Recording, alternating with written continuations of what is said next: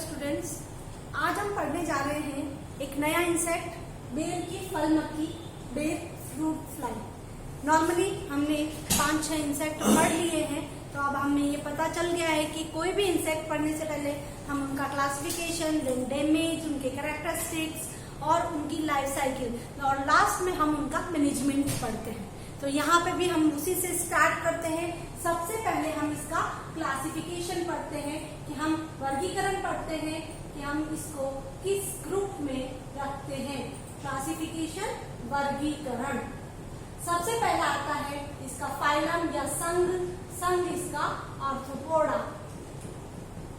वर्ग। फिर आता है वर्ग, वर्ग इसका इंसेक्टा। फिर आता है इसका गण, गण इसका डिप्टेरा। फिर आता है इसका कुल, कुल इसका टेफ्राइटिडी, टेफ्राइटिडी। फिर आता है वंश, कार्पोमिया। और इसकी जाति वेसुवियना, कार्पोमिया वेसुवियना। ये हो गया इसका वर्गीकरण या क्लासिफिकेशन, किस किस स्कूल में इसको रखा गया है। संघ इसका आर्थ्रोपोडा, वर्ग इंसेक्टा, गण इसका डिप्टेरा, कुल टेफ्राइटिडी, वंश कार्पोमिया और इसकी जाति है वेसुवियना। यानी बेर की फल मक्खी का नाम हुआ कार्पोमिया वेसुवियना, कार्पोमिया वेसुवियना। ये हुआ इसका क्लासिफिकेशन। अब ये मोस्टली कहाँ प्रेजेंट होता है, कहाँ पाया जाता है, तो हम सबसे पहले ये कहते हैं कि मोस्टली जहाँ पर हॉट एरियाज होते हैं, भारत, पाकिस्तान, चाइना, ठीक है, उस जगह पर ये ज्यादा पाया जाता है। अब आता है कि ये किस तरह के इसके कैरेक्टर्स है, किस तरह का ये दिखता है। तो इसमें भी जिस तरह हम कंप्लीट मेटामॉर्फोसिस होता है, इसके एडल्ट इसकी फ्लाई होती है या वयस्क इसकी क्या होती है, मक्खी होती है। इसके बाद एग होते हैं, एग के बाद इसमें लार्वा होता है। इसके लार्वा को क्या कहते हैं, मैगट कहते हैं। इसके लार्वा को मैगट कहते हैं। और लार्वा के बाद प्यूपा और प्यूपा के बाद आगे एडल्ट होता है। तो क्वेश्चन पूछा जाता है एग्जामिनेशन में कि किसके लार्वा को मैगट कहा जाता है या बेर फ्रूट फ्लाई के लार्वा को क्या कहते हैं, तो हम उसको क्या कहते हैं, मैगट। ठीक है, ये हमारे पास ये अंडा, मैगट, कोश या प्यूपा, बेर फ्लाई या फल मक्खी, है ना, फ्रूट फ्लाई होती है। तो अगर हम इसकी प्लॉट की इसकी स्ट्रक्चर देखें, आज मैं इसका डायग्राम तुम्हें बताती हूँ। ये इस तरह का डायग्राम दिखाई देता है। ये बेर फ्रूट फ्लाई का अच्छे से दिख रहा होगा ये डायग्राम। हेड, थोरैक्स और एब्डोमेन में डिवाइड होता है। इसका जो थोरैक्स वाला पार्ट है, वो थोरैक्स वाला पार्ट क्या होता है, येलो कलर का और उसके ऊपर हल्का ब्राउन कलर का होता है। और देखो इसके विंग्स, देखो विंग्स पे स्ट्राइप्स और डॉट्स प्रेजेंट होते हैं, ब्राउन कलर के डॉट्स दिखाई दे रहे हैं, ब्राउन कलर की स्ट्रिप्स और डॉट्स प्रेजेंट होते हैं। ऐसे ही थोरैक्स पर भी इस तरह के डॉट्स पाए जाते हैं। ये मोस्टली इसके विंग्स जो देखो ट्रांसपेरेंट होते हैं बिल्कुल, और एक सिंपल फ्लाई के जैसी ये दिखाई देती है। तो इस तरह का होता है इसका फ्लाई। जो प्रॉड है वो क्या है, जिसपे इसका जो थोरैक्स है उस पर इस तरह की क्या होती है, ब्राउन कलर की पट्टियां या स्ट्रिप्स प्रेजेंट होती है। और इसके विंग्स जो होते हैं, ये हेड, ये एब्डोमेन, और इसके विंग्स जो ट्रांसपेरेंट होते हैं और उस पर इस तरह से क्या होते हैं, ग्रे ब्राउन कलर के पट्टियां या डॉट्स प्रेजेंट होते हैं। धब्बे हो सकते हैं, हम धब्बे भी कह सकते हैं, मोज़ेक फॉर्म भी कह सकते हैं। इस तरह से ये धब्बे प्रेजेंट होते हैं इनके विंग्स पर। और इसका थोरैक्स जो है इस तरह की, इसके ऊपर जो लॉन्गिट्यूडनल स्ट्रिप्स प्रेजेंट होती है। अगर हम इसके एग को देखें तो एग जो होते हैं इसके फिलामेंटस शेप में होते हैं, तंतुनुमा आकृति के इसके एग होते हैं। और इसका मैगट जो होता है, सिंपल मैगट जो होता है कौन से कलर का होता है, डर्टी व्हाइट कलर का होता है। ठीक है, मटमेला जिसको हम कहते हैं, मटमेला सफेद रंग का इसका मैगट होता है। मैगट को हम क्या कहते हैं, लट भी कहते हैं, है ना। तो इस तरह का होता है। ये हुई इसकी जनरल स्ट्रक्चर। अगेन रिपीटेड, इसका एडल्ट जो है, इसका एडल्ट जो है एक फ्लाई के आकार का होता है और कौन से कलर की होती है, ब्राउन येलो कलर की ये होती है। फिर इसके अंदर इसके ऊपर लॉन्गिट्यूडनल स्ट्राइप्स प्रेजेंट होती है। ये लॉन्गिट्यूडनल, और इसका विंग्स देखें तो विंग्स पर भी क्या होते हैं, ब्राउन कलर के या ग्रे ब्राउन कलर के स्पॉट्स प्रेजेंट होते हैं, या डॉट्स होते हैं, या इस तरह की स्ट्रिप्स प्रेजेंट इसमें होती है। ये हुए इसके कैरेक्टरिस्टिक्स। अब आते हैं हम तीसरा पॉइंट हमारे पास, डैमेज एंड इम्पोर्टेंस। आप साथ साथ में ये नोट करते जाएं ताकि आपको समझ में आ जाएगा कि हमें क्या करना है। Damage and importance. Damage and importance का मतलब है कि आपको ये क्या किसको नुकसान पहुंचाती है, इसका क्या इम्पोर्टेंस है, महत्व, क्षति व महत्व। अब मोस्टली अभी अपन ने जितने भी इंसेक्ट देखे वो क्या थे, पॉलीफेगस थे, बहुभक्षी थे, बहुत सारी चीजों को खाने वाले थे। बहुभक्षी का मतलब क्या होता है, बहुत सारी चीजें खाते, कोई एक स्पेशल किसी प्लांट को ही नहीं खाते, बहुत सारी चीजों को वो खाते हैं, इसीलिए हम उसे क्या कहते हैं, बहुभक्षी या पॉलीफेगस। लेकिन जब अपन बेर फ्रूट फ्लाई की बात करते हैं तो ये पॉलीफेगस नहीं होती, और ये क्या होती है, मोनोफेगस होती है, एक भक्षी होती है। तो ये भी बहुत बार छोटे क्वेश्चंस में पूछा जाता है कि कौन सा ऐसा इंसेक्ट है जो मोनोफेगस या एकल भक्षी होता है। तो हमें क्या नाम लिखना है, बेर फ्रूट फ्लाई का। और एक भक्षी का मतलब क्या होता है, स्पेशल किसी प्लांट को ही खाता है, उसको हम क्या कहते हैं, एक भक्षी। तो यहाँ पर हम किसकी फ्रूट फ्लाई पढ़ रहे हैं, बेर की फ्रूट फ्लाई, यानी ये बेर के प्लांट को ही खाता है और किसी को नहीं खाता है, इसीलिए ये क्या है, मोनोफेगस या एकल भक्षी। ठीक है, तो पहला पॉइंट हो गया, ये क्या होती है, एकल भक्षी होती है, एकल भक्षी।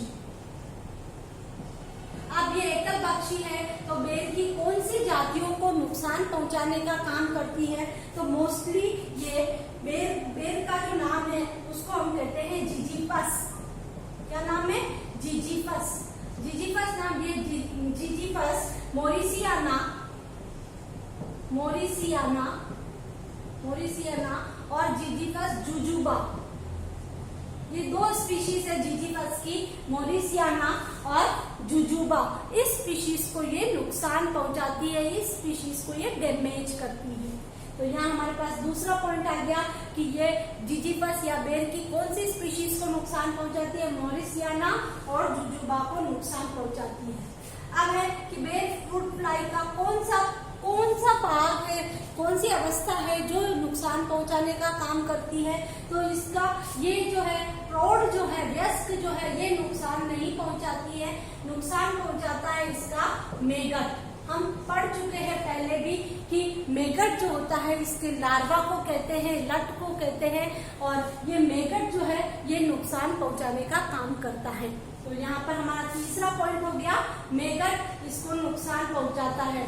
अभी जस्ट मैंने बताया मेगट कौन से कलर का होता है, तो मेगट जो है कौन से कलर का, डर्टी व्हाइट कलर का होता है, मटमेले सफेद रंग का होता है। ठीक है, और क्या नुकसान पहुंचाता है, ये क्या करता है, बेर जो होते हैं, बेर के अंदर छोटे छोटे क्या कर देता है, छेद कर देता है, और अपन लोकल लैंग्वेज में उसको क्या कहते हैं, बेर काने हो गए, है ना। तो उसके अंदर छोटे छेद कर लेता है, बोर्ड कहते हैं हम, छोटे छोटे छेद कर लेता है, और धीरे धीरे ये बोर्ड जो है इतने बड़े हो जाते हैं कि पूरे बेर को नुकसान पहुंचा देते हैं। तो एक तो ये बेर को अंदर बोर्ड या काना करने का काम करता है, और इसके कारण जब ये काने हो जाते हैं तो बेर क्या हो जाते हैं, जल्दी पक जाते हैं, और पकने के कारण अपने मेन प्लांट से वो जल्दी नीचे गिर जाते हैं। तो ये जो है इसके अंदर छेद करने का काम करता है। ये मैगट इसके अंदर छेद करके इसके गुदे वाले पार्ट को खा जाता है। इसके अंदर जो गुदा वाला पार्ट है, जो खाने योग्य पार्ट है,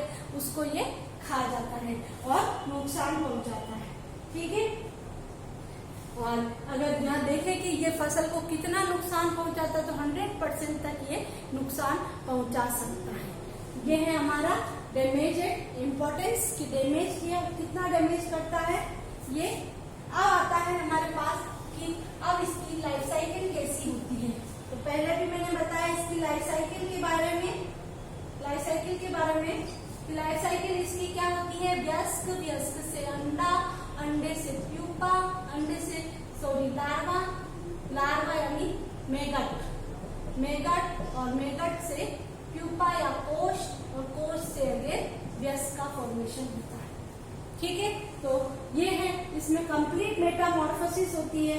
तो कब ये एक्टिव होते हैं, कब ये अंडे देते हैं, इन सबको हम किस में पढ़ेंगे, लाइफ साइकिल में पढ़ेंगे। तो यहाँ पर अपन लाइफ साइकिल डिस्कस करते हैं। तो सबसे पहले ये जो इंसेक्ट है कब विंटर में ज्यादा एक्टिव रहता है। ठीक है, विंटर में ज्यादा एक्टिव रहता है।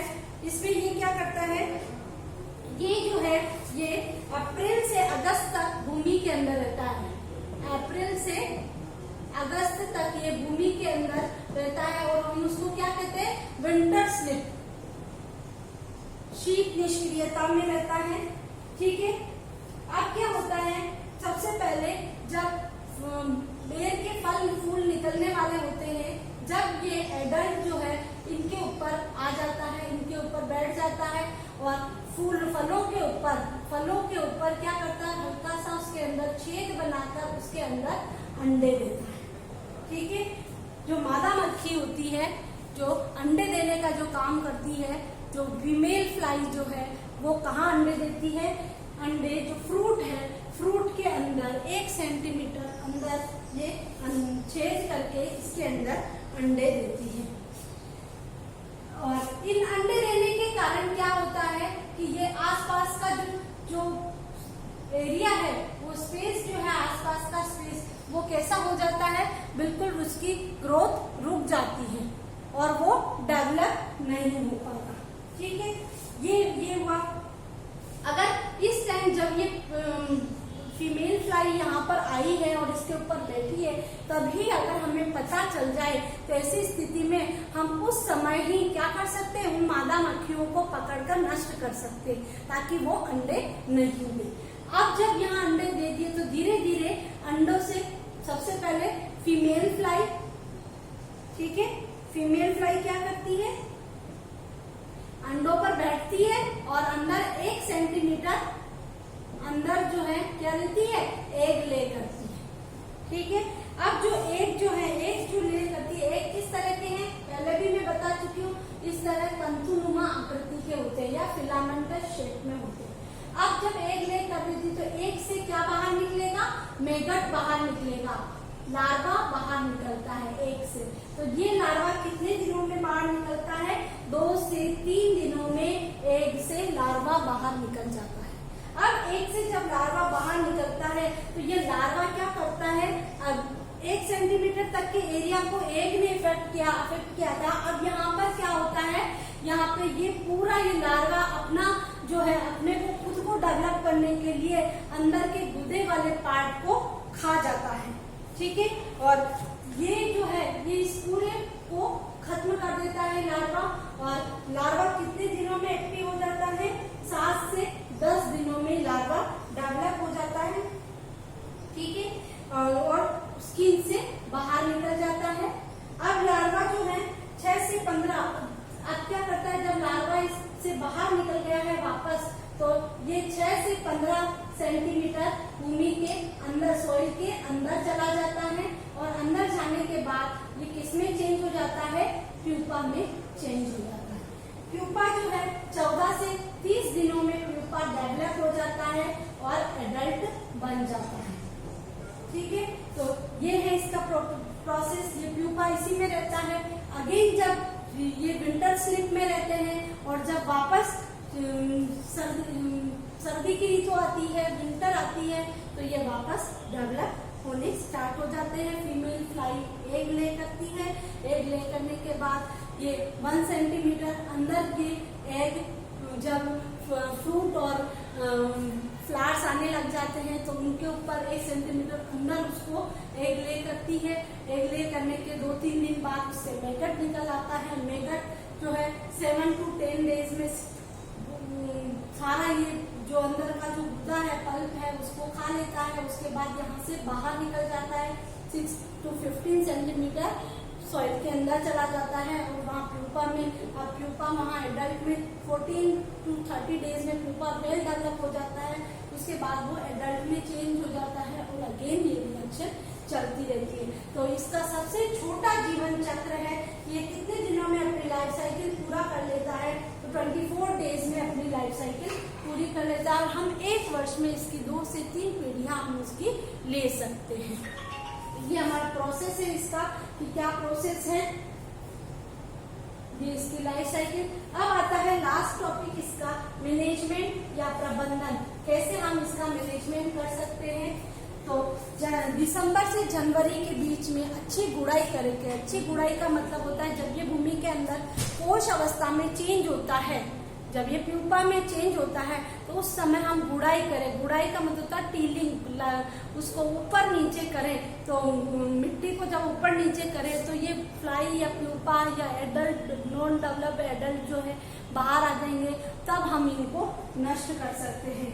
या अगर जो फल खराब हो गए हैं उन फलों को हटा दें उस जगह से, उनको किसी भी तरह हम उसको डिस्ट्रॉय कर दें तो भी हम इसको इससे हमको इसका मैनेजमेंट हो सकता है, ये रुक सकता है। और अगर हम ये देखें कि इसमें ये जो अंडे देती है, एक मैगट जो है यहाँ जो अंडे देती है, एक अंडे जितने दिए जाते हैं, ये एक इम्पोर्टेंट है यहाँ पर, जो अंडे दिए जाते हैं तो एक फ्रूट के अंदर, एक फल के अंदर कितने मैगट रह सकते हैं?